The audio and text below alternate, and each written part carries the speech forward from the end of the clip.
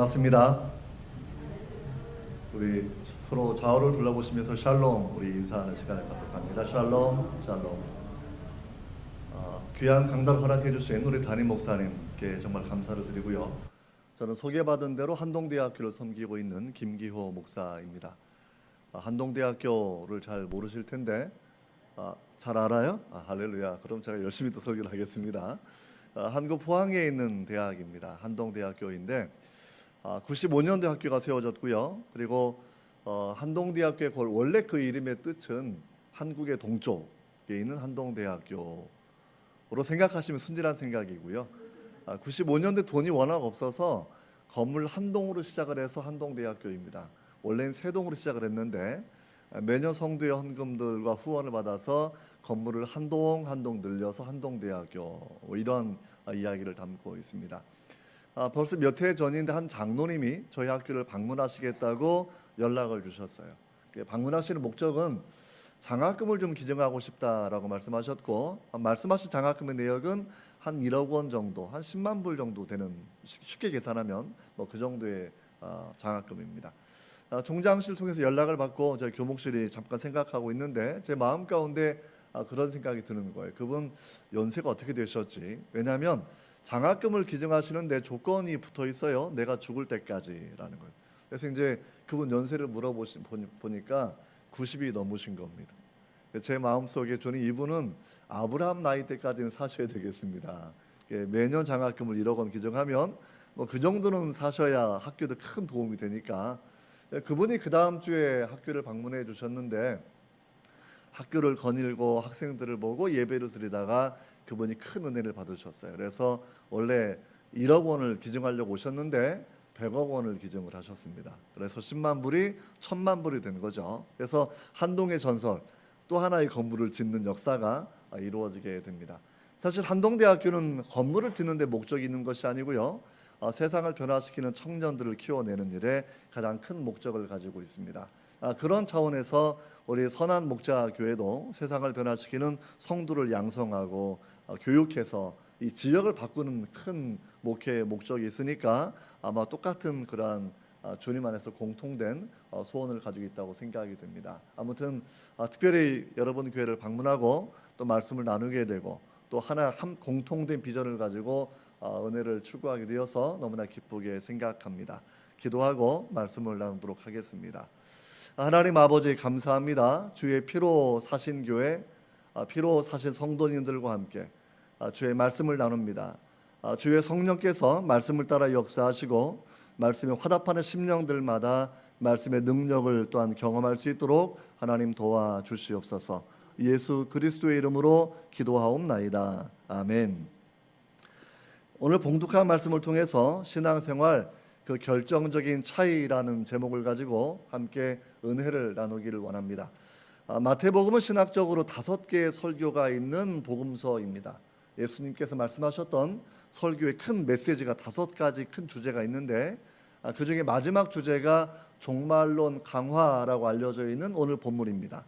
마태복음 24장과 25장이 하나의 설교의 큰 흐름을 구성을 그렇게 하고 있습니다. 자, 25장을 바라보시면 3가지의 비유가 담겨져 있는데 오늘 첫 그 패시지 가운데 열 처녀의 비유가 있고 그 다음 단락은 달란트의 비유가 기록되어 있고 그 다음에는 모든 민족들을 양과 염소로 구분하고 심판하시는 양과 염소의 그러한 내용이 담겨져 있습니다. 이런 3가지 내용을 바라본다고 하면 쉽게 말해 이런 거예요. 10명이 한 그룹에 속해 있었는데 5명은 천국잔치에 들어가고 5명은 들어가지 못하는 겁니다. 함께 주님께 달란트를 받은 종들인데 누구는 착하고 충성된 종이 되고 누구는 악하고 게으른 종이라는 평가를 받게 됩니다. 함께 한 공동체에 있었는데 누구는 주님께서 천국으로 이끌어 가시는 양의 그룹에 속해 있고 누구는 그렇지 않은 염소의 그룹에 속해 있다라는 그런 메시지가 오늘 본문의 전체적인 흐름이라는 것이지요. 사실 이 본문을 이해하려고 하면 24장 오늘 앞장에 있는 말씀을 통해서 우리가 함께 또 이해를 하셔야 됩니다. 앞장은 종말론의 가장 유명한 그러한 챕터인데 예루살렘의 멸망에 대한 예언을 주님이 담고 있고 또 한 가지는 마지막 역사의 종말에 이루어지는 주님의 재림에 이루어지는 그러한 징조들을 다룬 그러한 본문으로 유명한 그러한 부분이기도 합니다. 자, 오늘의 본문의 말씀을 통하여 우리가 마지막 시대에 깨어 있어야 되겠고, 그리고 알곡과 가라지 가운데 알곡에 속해야 되는 그러한 신앙의 방법이 무엇일까라는 그런 부분을 함께 생각해 보기를 원합니다. 그래서 설교 제목이 신앙생활 그 결정적 차이라고 하는 부분인데, 함께 신앙생활을 하고 있는데 마지막 순간에 주님께서 인정하는 사람, 인정하지 않는 사람 구분이 되는 걸 바라보게 되면서 우리가 어떠한 신앙생활을 해야 되는 것일까, 그런 중요한 내용들을 함께 살펴보기를 원합니다. 자, 오늘 본문을 이해하기 위해서는 이스라엘의 문화를 좀 이해하셔야 돼요. 이스라엘의 문화, 결혼 문화입니다. 미국의 결혼 문화 생각하시면 안 되겠고요. 이스라엘의 결혼 문화는 1년 전부터 시작이 됩니다. 한국이나 미국이나 결혼 문화가 이제 있죠. 제가 이제 한국에 간 지 8년이 됐는데 한국 결혼식이 참 현대화됐습니다. 어떤 때는 주례가 없는 결혼식도 상당히 많이 있고요. 저는 결혼할 때 떨리고 두려워서 막 어떻게 했는지도 기억이 안 나는데, 요즘 애들은 신랑 신부도 가다가 춤도 추기도 하고 막 돌기도 하고 아주 여유 있는 그런 결혼식 문화를 하고 있죠. 그런데 이제 경건한 결혼 예배는 많이 퇴색해 가는 것 같고, 그냥 하나의 축제 같은 결혼 뭐 이런 분위기는 있는 거는 같습니다. 자, 이스라엘 민족의 결혼식 1년 전에 정혼을 해요. 정혼하면 약혼하고는 좀 개념이 다르고요. 정혼하면 그냥 법률적인 부부입니다. 그러니까 이혼하고 싶으면 이혼 증서를 써주어야만 이혼이 되는 그런 법적인 부부라는 것이죠.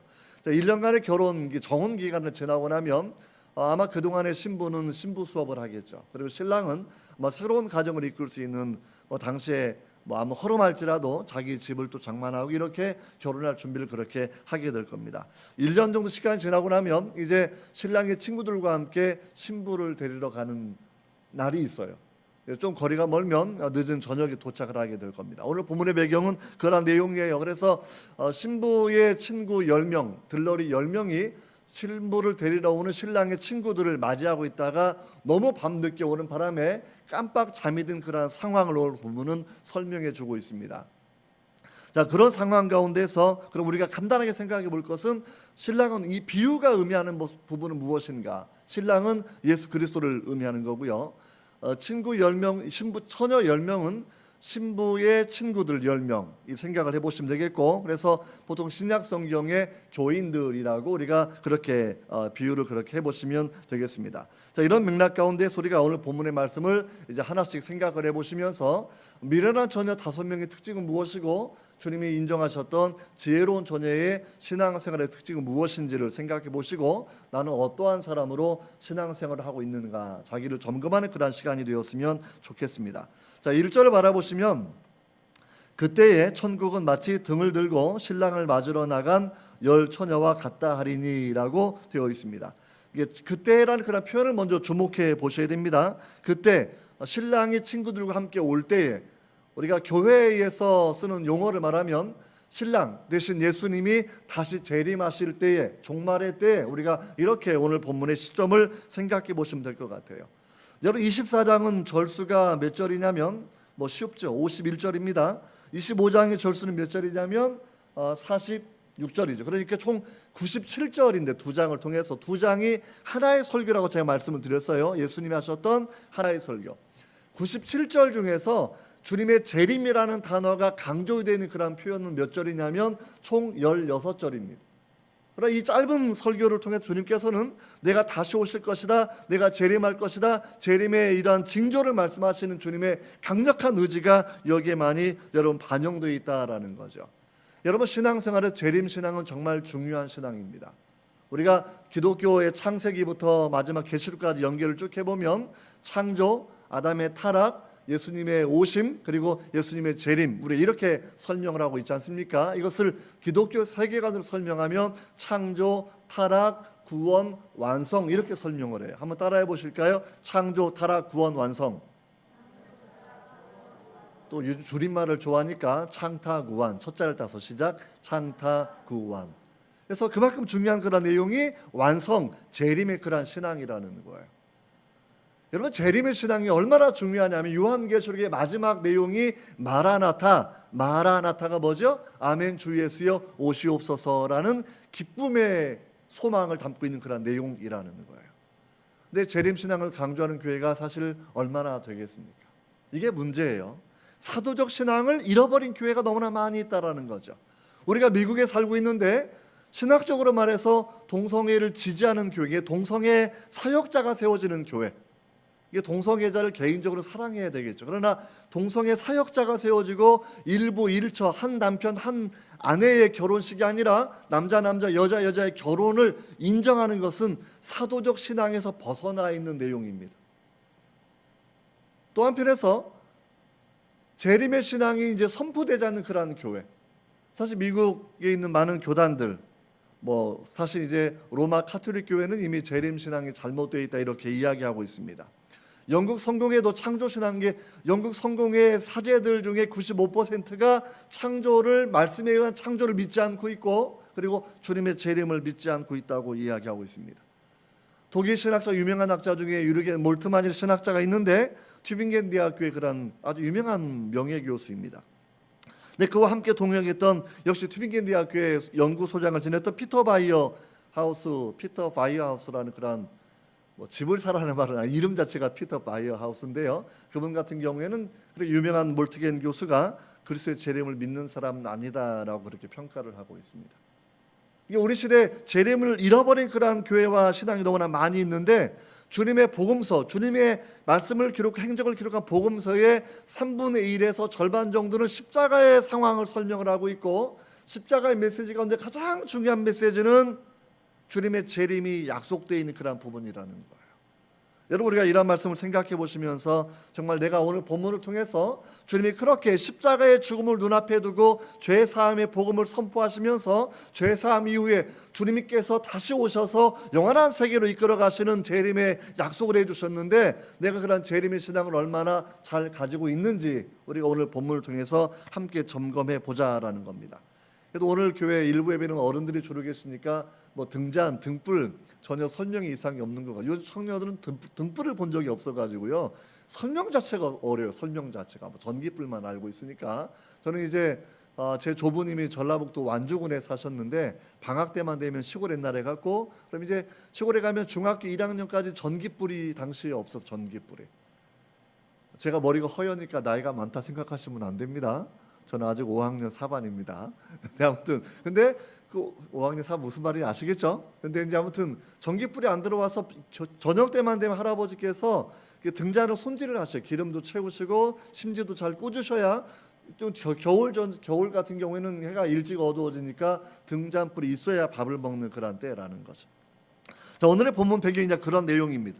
10명의 처녀가 있다가 등불을 다 준비하고 있어요. 이게 등불이 등잔불일 수도 있고, 아니면 그 나무에 천을 감고 기름을 발라서 횃불처럼 만들어 놓은 그런 횃불일 수도 있습니다. 이게 어느 쪽이 관계는 없는데, 우리가 오늘 본문을 어떻게 이해할 것인가?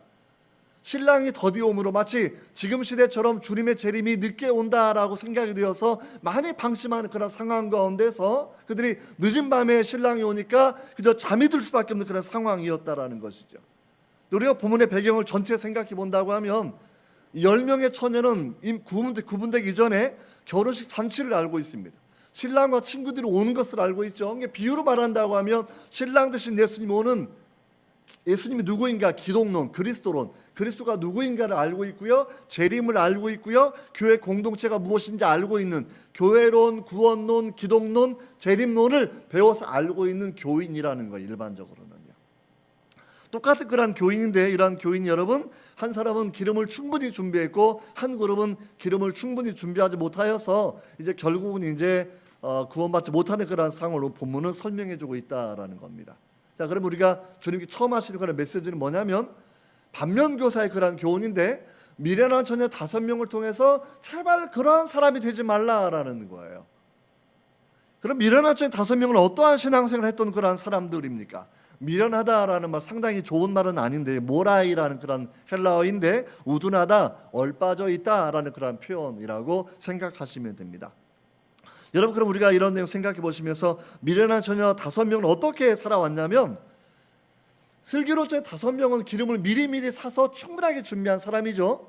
미련한 처녀 5명은 시간이 충분함에도 불구하고 기름을 충분하게 준비하지 않은 사람이라는 거죠. 왜 준비하지 않았냐면 자기 신앙이 좋다고 생각한 거예요. 자기 기름이 괜찮다고 생각한 거예요. 다시 말하면 신앙생활이 있고 종교생활이 있는데 종교생활에만 치중하던 그러한 특징을 가졌던 사람입니다. 다시 말하면 10명의 그룹에 속해 있으니까 내가 믿음이 좋은 사람이라고 생각하고 살아가는 겁니다. 내가 기독론을 배우고 재림론을 배우고 내가 성경에 많은 제자 훈련을 해 나가니까 내가 괜찮은 사람이라고 생각하는 그러한 사람이라는 것이죠. 그러나 오늘 본문에서 이 등과 등불을 우리가 생각해 봐야 되는데, 이 등을 채우는 이 기름이라고 하는 그러한 부분이 단순히 인간적인 난리지 제자 훈련을 받는 지식은 분명히 아니라는 겁니다. 등에 채워지는 그러한 기름을 루터는 살아있는 믿음으로 해석을 하고, 휴고 그로티우스는 성령의 임재를 해석을 하고, 스펄전 목사님도 성령으로 해석을 해요. 그러니까 우리가 하나님 말씀 똑같이 제자 훈련을 하고 성경 공부를 배워도 이게 지식으로만 끝나는 사람이 있고, 말씀을 따라 역사하시는 성령의 임재와 성령의 기름 부음을 경험하는 사람이 따로 있다라는 것이죠. 근데 이 사람들은 종교생활, 내가 함께 찬양하고 함께 기도하고 함께 예배하니까 나는 괜찮아, 이런 그룹 집단 생활에만 치중하는 그런 사람이었고, 성령을 추구하고 예수님을 앙망하고 바라보는 사람은 아니었다라는 겁니다. 여러분, 그들의 특징을 제가 몇 가지로 더 간단하게 설명을 드리려고 합니다. 다시 말해 이 사람들은 등도 준비했고 약간의 기름도 있어요. 이게 불을 붙였는데 처음에는 불이 붙어있는 상태였다라는 것이죠. 여러분 8절을 바라보시면 뭐라고 되어 있냐면 8절, 한번 8절을 같이 읽어보시죠. 8절 시작. 자들이 슬기는 자들에게 이르되 우리 등불이 꺼져가니 너희 기름을 좀 나누어 달라. 이게 등불이 꺼져가는 것을 알 만큼 불이 처음에는 붙어 있는 거예요. 붙어 있는 것. 이게 여러분 무엇을 의미하는 것 같습니까? 신앙생활, 종교생활을 하고 있는데 그 차이점이 있다라는 거예요. 제가 이제 프린스톤에서 공부를 했을 때에 제가 일주일에 꼭 한 번 정도는 갔던, 뭐 2번 갈 때도 있었고요.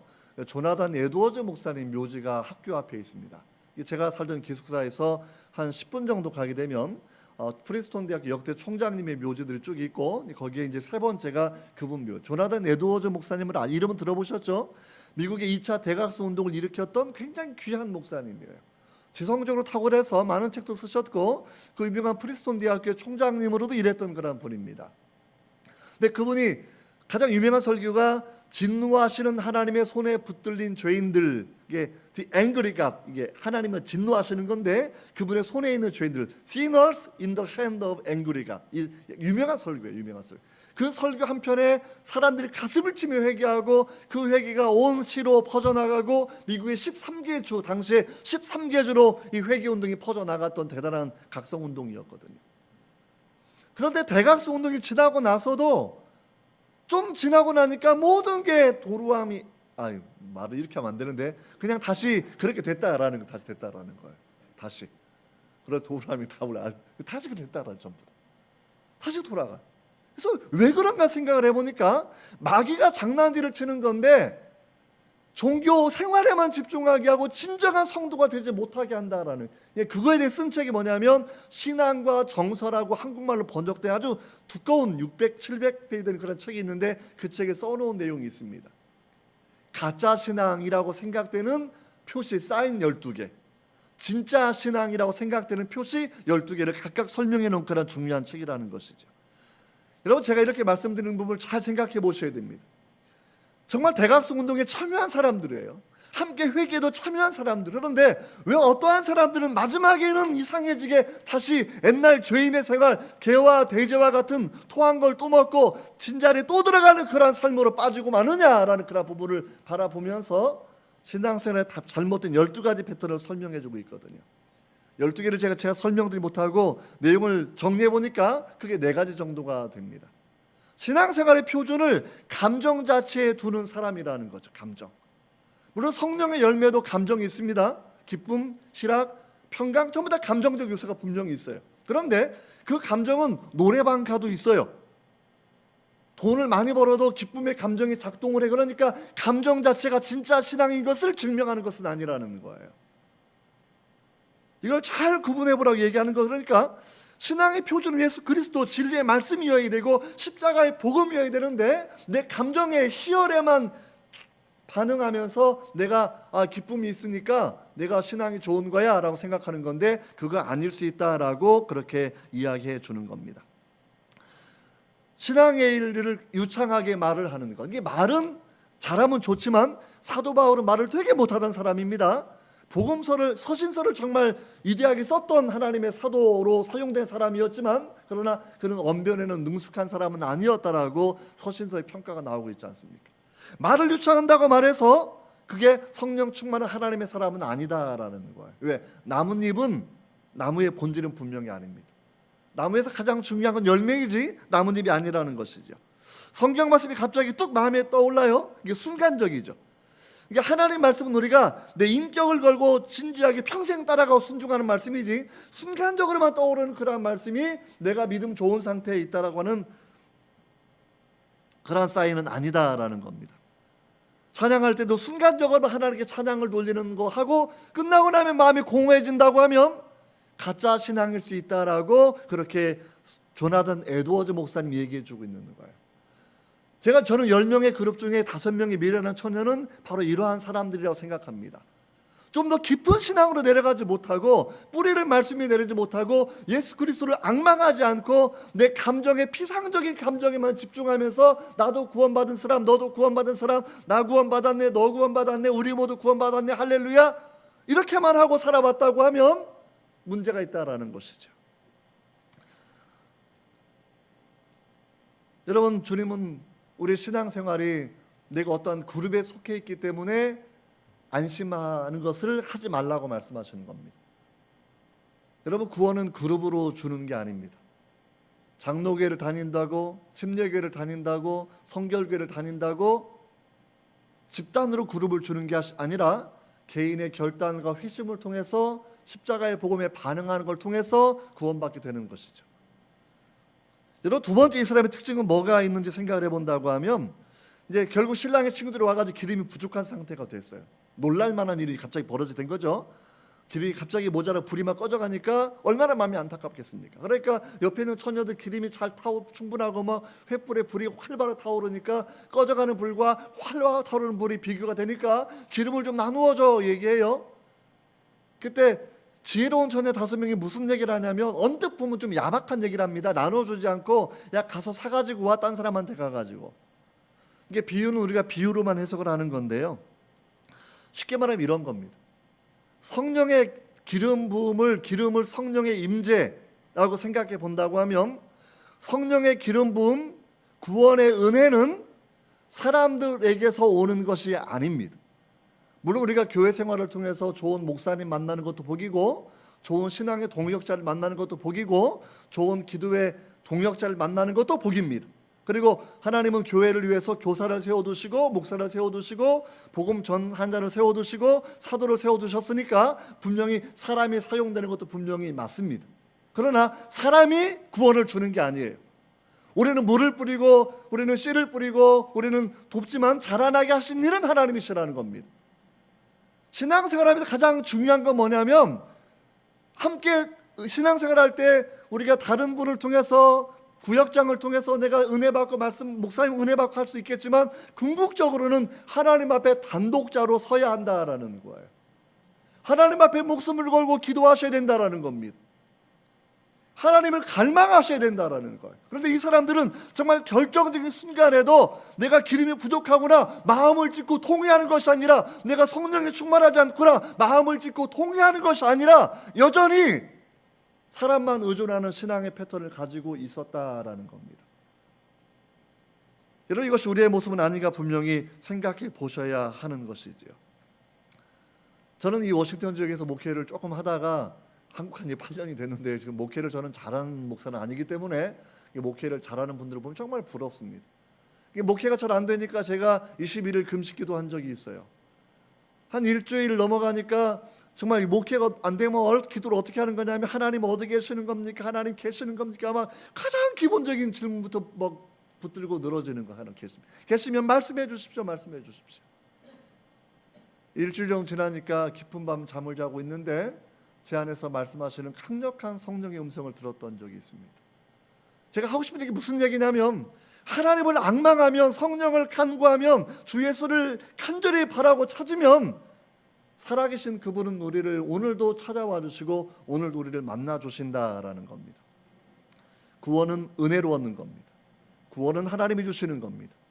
구원은 성령께서 우리를 거듭나게 하실 때 우리가 얻게 되는 것이라는 거죠. 그러니까 좋은 동역자, 좋은 믿음의 지도자, 이걸 넘어서서 그분들 통해 역사하신 하나님의 은혜를 바라보면서 결정적으로는 주님께 무릎 꿇는 갈망하는 그러한 신앙의 자세가 우리 가운데 분명히 있어야 한다라는 걸 생각해 봐요. 이분들은 미련한 5명은 그게 없었다라고 생각해 보게 되는 거죠. 여러분, 이 사람들의 세 번째 특징은 뭐가 있냐면 언제든지 기회의 문이 열려져 있을 거라고 생각한 사람입니다. 이게 뭐냐면 너무 신랑이 뭐 갔는데 내가 기름을 사가지고 와도 충분히 문이 열려있고 그러니까 닫혀도 또 열어줄 수 있을 것이다라고 생각한 사람들이라는 거예요. 그러니까 와서 뭐라고 문은 닫혀있는지라 10절을 바라보시면 신랑용으로 준비하였던 자들은 함께 혼인잔치에 들어가고 문은 닫혔다라고 선언되어 있는데 닫혔음에도 불구하고 11절에 뭐라고 얘기합니까? 한번 11절 같이 한번 읽어보도록 하겠습니다. 시작.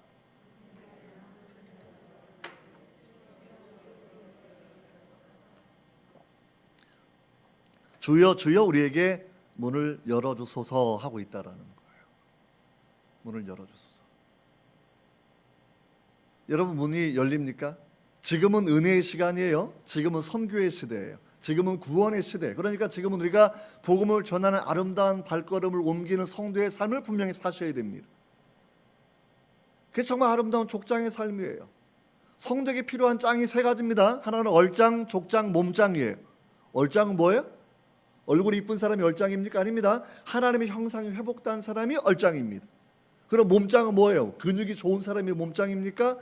뭐 세상은 그렇게 생각해요. 하지만 우리 성도들은 어떻게 생각해야 되냐면 내가 성령의 전이 된 사람, 이게 진정한 몸짱이죠. 뭐 족장은 뭐예요? 족장. 발이 이쁘면 족장입니까? 아니죠. 아브라함이 족장이고 이삭이 족장인데 똑같이 어떠한 사람이냐면 하나님을 따라 말씀대로 산 사람들이죠. 신약성경 용어로는 아름다운 복음을 전하는 자의 발걸음이라고 우리 그렇게 생각해 볼 수 있습니다. 오케이. 그래서 이 사람들의 특징이 뭐냐면 언제든지 기회가 있을 거다라고 생각하는 그런 사람들이라는 거. 그래서 성경은 뭐냐면 은혜 시간이 끝나고 나면 심판의 때가 오는 겁니다. 양과 염소를 가를 때가 오는 겁니다. 주님의 재림의 때가 오는 거죠. 만약에 재림이 좀 늦게 온다고 치면 우리가 살아있을 때 그러면 우리가 인생의 종말, 내가 인생을 끝나는 순간에 내 운명은 결정되는 겁니다. 무슨 얘기인지 아시겠죠?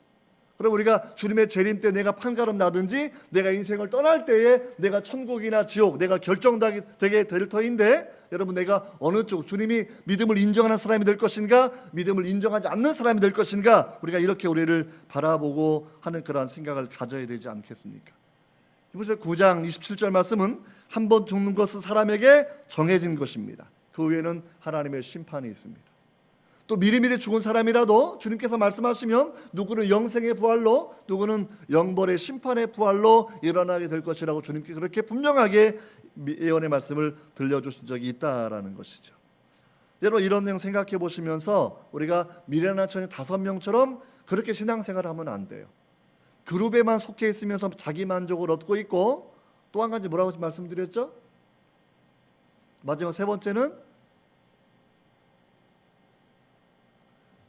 언제든지 기회가 주어질 거야 한없이 늦춰질 거라는 마음. 이것도 역시 성경 주님께서 원하시는 제자의 마음 분명히 아니라는 거고요.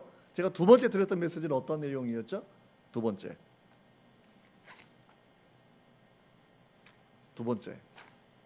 저도 찾아봐야 되겠네요.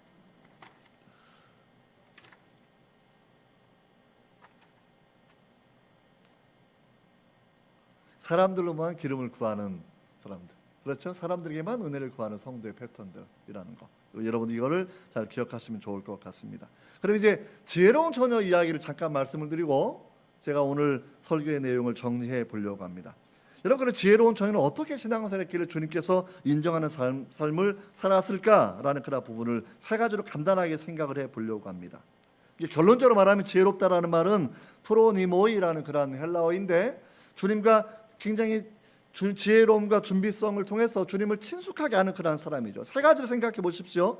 5명의 미련한 처녀는 내가 너희를 도무지 모른다라고 말씀하셨고 5명의 슬기로운 처녀는 주님이 당연히 아니까 천국 잔치에 들어가게 되는 거죠. 주님이 아는 사람이었다라고 우리 그렇게 생각해 볼 수 있습니다. 두 번째는 뭐냐면 구원의 문제 철저하게 개인의 신앙의 결단이랑 아는 사람이라는 거죠. 내가 믿음 좋은 장로고 믿음 좋은 권사니까 내 구원의 은혜를 내 자식에게 나눠줘야지, 이게 아니라는 겁니다. 각각 마음을 주고 통의하고 주님을 앙망하여 구원받는 거. 그러니까 이 사람이 야박한 사람들이 아니라 기름은 내가 나눠줄 수 있는 게 아니라 너희가 각각 준비하고 사야 된다라는 거예요. 성경은 산다라는 표현을 굉장히 많이 강조합니다. 돈 없는 자 내게 나아오라라고 말씀하시면서 주님이 말씀하시는 게 있죠. 이 포도주와 젖을 사야 된다라는 거죠. 밭에 묻힌 보화를 발견한 자는 내 모든 것을 팔아서 그 밭에 묻힌 보화가 묻혀있는 밭을 사는 겁니다. 기본적으로 진주를 사는 거예요. 신앙생활은 내 마음에 조금만 주는 게 아니고 내 경제생활에 조금만 인정하는 게 아니라 내 전인격 전생애를 들여서 하나님께 의지하는 겁니다. 하나님 믿는 거지 기본적으로. 이 지혜로운 사람들은 평소에 자기가 모든 걸 투자해서 기름을 사 모은 사람들이라는 거예요. 천국 가는 준비를 하는 사람들, 주님과 동행하는 사람들이었다라는 것이죠. 신앙생활은 대가를 지불하는 겁니다. 전적인 헌신을 하는 겁니다. 이게 지혜로운 처녀 이야기는 참 길게 나와 있지 않지만 주님의 교훈이 많은 성도가 미련한 처녀 5명처럼 살아가니까 제발 그렇게 하지 말아라 라고 말씀하시면서 우리 교훈을 주시는 게 가장 중요한 목적이지만, 또 한편에서는 지혜로운 처녀처럼 우리가 주님 앞에 인정받는 삶을 살아야 된다라고 말씀해 볼 수 있습니다. 제가 에드워드 목사님 이야기 다시 한번 잠깐 말씀을 드리려고 합니다. 가짜 신앙일 수 있는 12가지 사인을 말씀하신 이후에 그분이 진짜 신앙인 12가지를 설명을 쭉 해주셨거든요. 이건 정말 중요한 거니까 좀 들어보십시오. 첫 번째가 뭐냐면 성령의 일반 감화가 아니라 성령의 내주하심을 받은 사람이라는 거예요. 성령이 내 안에 영어로 dwelling, 내 안에 거주하시고 떠나지 아니하시고 나를 인도하시는 삶입니다. 성령의 내주하심. 로마서 8장 14절을 바라보시면 무릇 하나님의 영으로 인도를 받는 사람들은 하나님의 자녀라고 말씀하고 있죠. 하나님의 아들이라고. 내가 성령 인도를 받고 살아가고 있는가? 성령이 내 안에 거주하시는가? 내 안에 계시는가? 고린도에서 주님께서 사도를 통해 말씀하셨던 것은 그리스도의 영이 없으면 그리스도의 사람이 아닙니다. 내게 그리스도의 영이 있는가? 내게 성령이 충만히 거하시는가? 이게 가장 중요한 첫 번째 표시예요. 두 번째는 뭐냐면 내 삶의 모티브가 이기적이지 않고 하나님의 영광을 위한 것이어야 됩니다. 이기적인 것은 모든 사람이 다 합니다. 하나님의 영광을 위해 살아가는 사람, 이것이 성도의 두 번째 표시라고 설명해 주고 있습니다. 세 번째는 하나님을 사랑하는데, 그래서 하나님을 사랑하시죠. 왜 사랑합니까? 하나님의 탁월함 때문에 하나님의 거룩함 때문에 사랑해요. 하나님의 순결함 때문에 그분을 사랑하는 거예요. 마치 보석을 바라보면 보석의 아름다움 때문에 보석을 사랑하는 것처럼 하나님의 거룩함, 하나님의 탁월함, 하나님의 아름다움, 하나님의 순결함, 하나님의 정직함, 하나님의 영원함, 그 하나님의 속성들이 내 마음에 하나님을 사랑하는 마음이 된다라는 거예요. 내 자식이 조금만 똑똑해도 이쁜데 하나님은 천지하신 하나님이에요. 내 남편이 조금만 일 잘해도 좋은데 하나님은 전능한 분이에요. 하나님의 성품이 우리 마음에 그분을 사랑하는 동기가 된다라는 겁니다. 하나님의 탁월함. 여러분, 그 다음에는 복음의 겸손을 가진 사람이에요. 무슨 얘기냐면 교양의 겸손을 가진 사람은 일부러 겸손한 척하는 사람들이에요. 근데 상대방이 내 겸손을 알아주지 않으면 막 열받는 겁니다. 여러분, 그런데 복음의 겸손을 가진 사람은 어떤 의미냐면 내가 내 힘으로는, 내 공로로는 내가 내 구원을 이룰 수가 없는 사람이라는 걸 자각한 사람입니다. 그거 사도 바울이 로마서 7장에서 그렇게 이야기하고 있지 않습니까? 오라 나는 곤고한 자로다. 누가 이 사망의 몸에서 나를 구원해낼 것인가 탄식을 하고 있다는 것이죠. 에드워드 목사님이 그 얘기, 십자가의 복음에 대해서 사람들이 반응이 없는 사람들은 자기 마음이 독사의 독보다, 독거미의 독보다 악랄하다고 하는 것을 자각하지 못하는 사람들은 십자가의 복음에 반응이 없는, 그러나 자기 마음 본성이 악하고 내 힘으로는 구원받을 수가 없고 내게는 주님의 대속하심이 필요하고 십자가의 복음이 필요하다고 말하는 사람들은 십자가의 복음에 우리는 눈물을 흘리며 가슴을 찢으며 반응하는 것, 이런 사람이 바로 복음의 겸손을 가진 사람이다라는 겁니다. 부드러운 마음을 가진 사람이에요. 부드러운 마음. 부드러운 마음은 뭐냐면 하나님이 좋아하는 거 좋아하고 싫어하는 거 싫어하는 겁니다. 한번 따라해 보실래요? 하나님이 좋은 건 나도 좋고 하나님이 싫은 건 나도 싫습니다. 이게 부드러운 마음이에요. 부드러운 마음. 완악한 마음은 뭔지 아시겠죠? 그냥 반대로 생각하시면 그렇게 됩니다. 그래서 이렇게 마지막 내려가다 이제 이 에드워즈가 강조하는 것은 열매 맺는 삶을 강조하는 열매 맺는 삶. 열매는 요즘은 뭐 기술이 발달하니까 열매도 모조품 같지만 우리는 진짜 열매와 가짜 열매를 분명히 알고 있지 않습니까? 그렇죠? 이 열매는 사단이 모방할 수가 없는 거예요. 열매는 우리에게 정말로 신앙의 체험이 분명히 있어야 되고요. 신앙의 체험은 신앙의 고백으로 이어져야 돼요.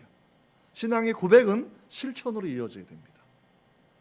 이게 연결이 안 되면 문제 있는 사람. 신앙의 체험은 하는데 신앙 고백이 없으면 이단으로 빠져나가는 거예요. 이게 신앙의 체험은 반드시 신앙의 고백으로 와야 돼요. 신앙의 고백이 여기서 끝이라면 말만 하는 사람이에요. 신앙의 고백은 내 삶의 실천으로 이어져야 한다. 이것이 열매, 순종하는 믿음이라고 에드워즈 목사님 그렇게 우리 강조하고 있다라는 겁니다. 여러분 이런 예를 바라보시면서 여러분 우리 신앙은 우리가 어떤 것인지 한번 이제 마지막 내용을 점검해 보려고 합니다. 우리가 어떻게 점검해 봐야 되는 것일까요? 구약 성경에 바라보면 제사장은 아침 저녁에 꼭 해야 되는 일 한 가지가 있습니다. 그러니까 우리가 제사장은 아니지만 성경은 비유적으로 신약 성경의 베드로전서 2장 10절 9절 바라보면 우리는 왕 같은 제사장이라고 말씀해 주고 있어요. 비유적으로. 한번 따라해 보실까요? 나는 왕 같은 제사장입니다. 뭐 제사장은 뭐 하는 거냐면 성막에서 아침 저녁에 등잔불에 기름을 확인하고 심지를 관리하는 사람이에요. 정말 중요한 일입니다. 그리고 성도같이 해서 아침에 여러분들이 무슨 일을 하셔야 되냐면 내가 성령의 임재가 충만히 내 마음에 있는가, 성령의 임재를 따라 하나님 말씀이 조명되고 내가 말씀을 따라 살고 있는가, 내가 구원 안에 있는가, 이것을 조석 아침과 저녁에 꼭 2번은 자기 점검을 하셔야 된다는 거예요. 내가 미련한 처녀로 살아가고 있지는 않은가, 내가 가라지는 아닌가, 내가 알곡인가, 내가 진짜 성도인가, 내가 지혜로운 처녀인가, 여러분 이거를 꼭 여러분들이 확인하시면서 우리가 자기를 점검해 보셔야 합니다. 시편 139편 9편 23절을 바라보면 이렇게 시편 기자가 노래합니다. 하나님이여 나를 살피사 나의 마음을 아시며 나를 시험하사 내 뜻을 아옵소서. 자기를 계속 점검하기를 원하는 하나님의 도우심이 있어야 점검이 또한 되는 거예요.